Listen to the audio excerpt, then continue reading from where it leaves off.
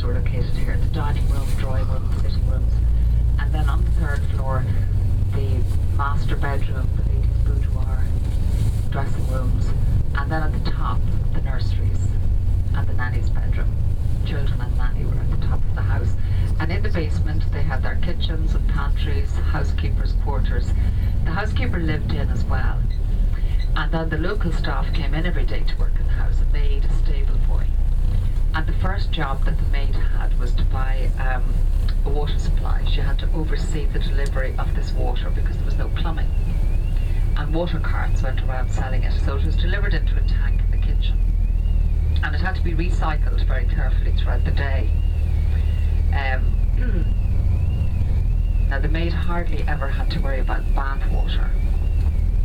These were the days of the annual bath. And it was generally taken around the end of May, and that's why June weddings became so popular. Everybody kind of smelt good. But they did have a little wash in the morning, you know, the jug and basin, the washstand. They used talcum powders and potpourris. And some of the herbs that they grew in their gardens were used as deodorants.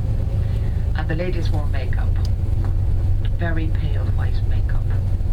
Because if a woman had a healthy complexion in those days, she was considered to be a peasant. But the makeup actually had a wax base and a lead content, which was very dangerous. And they could never sit by an open fire because, of course, the face melted. And there was that danger of getting lead poisoning. So that's why they developed pole screens all the way along here. Running behind us, basically, you can see there's kind of 42, 43, 44, 45, 46. The numbers go that direction. Number 46 is probably the most photographed door in the city. It's got a lovely black and white kind of filigree design on it.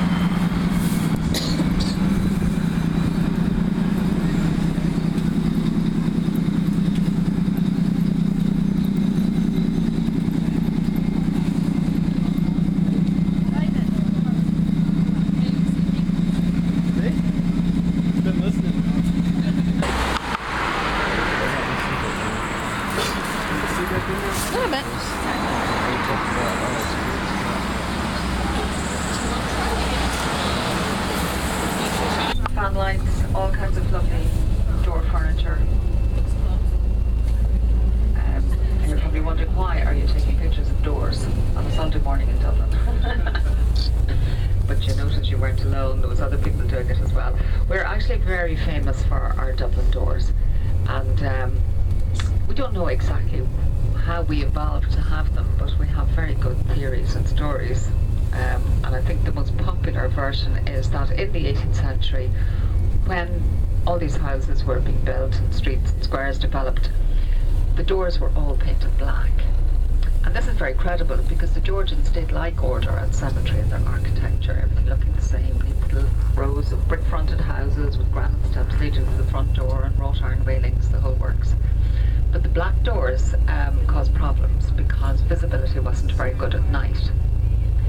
Lots of smog from the coal they burnt in their fireplaces. Street lighting wasn't very good either. So when the man of the house went out to his local pub for a few drinks, he didn't always remember which black door he belonged to when he came home again. And mistakes were made, and they started going in the wrong door, up the wrong stairs, into the wrong bed. It was like a giant magnet, apparently, that drew them all into the same wrong spot. So the ladies got together to work out different colours for their doors to try and put a stop to all of this.